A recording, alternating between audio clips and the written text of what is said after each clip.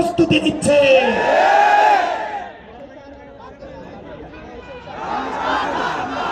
প্রিয় মুক্তিকামী জনতা, আপনার আমার মৃত্যু এই নির্বাচন কমিশনের কাছে কেবলমাত্র একটি সংখ্যা।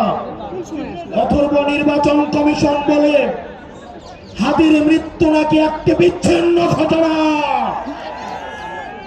এই স্পাইনলেস মেরুদণ্ডবিহীন ইলেকশন কমিশনার, আমরা এমন একটি বিচ্ছিন্ন ঘটনা তোমার সাথে যেন ঘটে যদি অপেক্ষা করছে।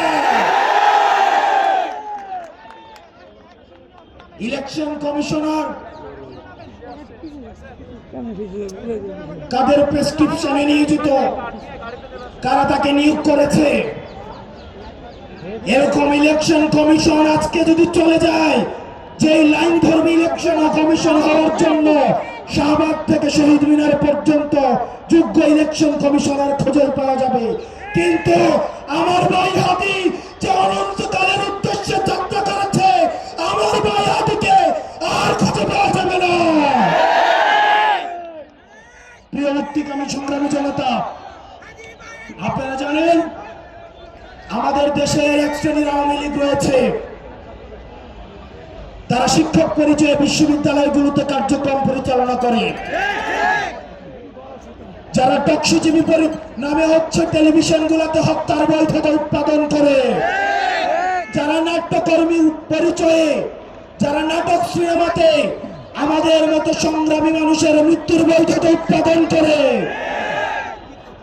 এই বিশ্ববিদ্যালয়ে নীল দলের যে প্রাচাটা শিক্ষকরা রয়েছে তাদেরকে ধরে ধরে এই বিশ্ববিদ্যালয় থেকে বের করে দিতে হবে।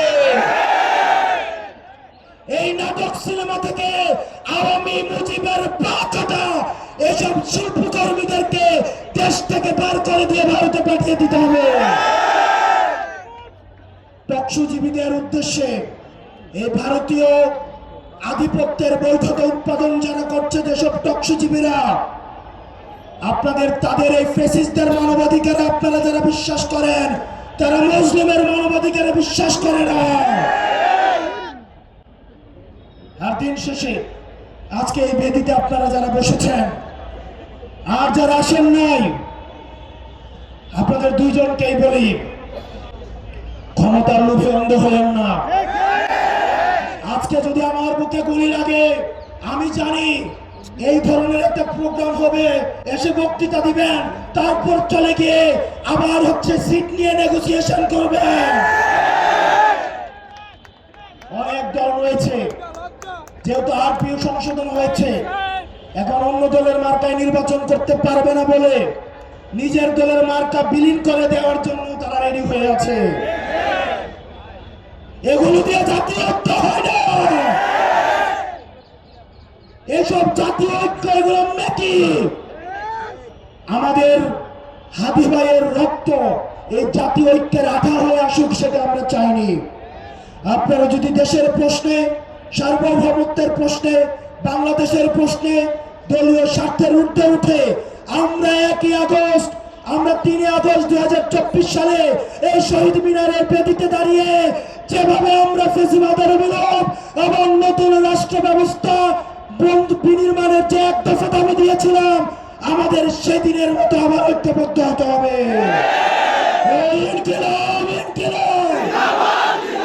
দিল্লি না ঢাকা, দিল্লি না ঢাকা, ইনকিলাব, ইনকিলাব, আপোষ না সংগ্রাম, দালালি না রাজপথ, দালালি না রাজপথ, আপোষ না সংগ্রাম। আমরা সবাই হাতি হব, যুগে যুগে লড়ে যাব, আমরা সবাই হাতি হব। প্রিয় সংগ্রামী বন্ধুগণ, প্রিয় সংগ্রামী বন্ধুগণ,